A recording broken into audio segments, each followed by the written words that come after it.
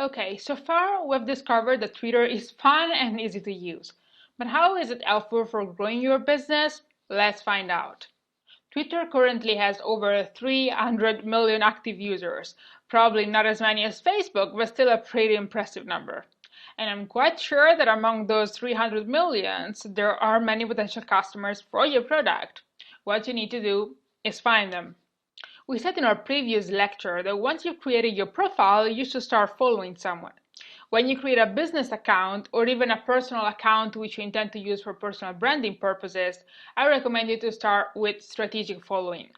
Don't just add random friends and relatives. Start by following potential customers.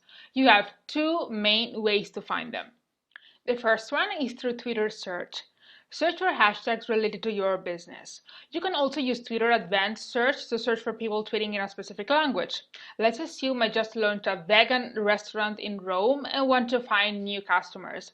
I would start looking for people tweeting in Italian and using the hashtags Rome or vegan.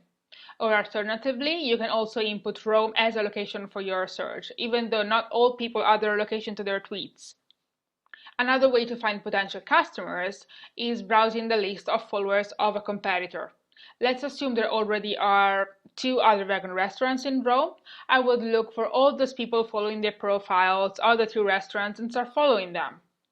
Why follow these people? It's a way to grab their attention. After following them, you can hope for a follow back. Remember not to follow too many people at the same time, otherwise Twitter might spot invalid activity and suspend your account. Try to follow no more than 150 to 200 people per day. A free service that I love is Topsy. You can perform very powerful researches, especially if you're searching by hashtag. It's one of the best tools I found that is totally free and also allows you to produce graphs showing the trend of specific hashtags over the past month. Take a look at it. You won't regret it.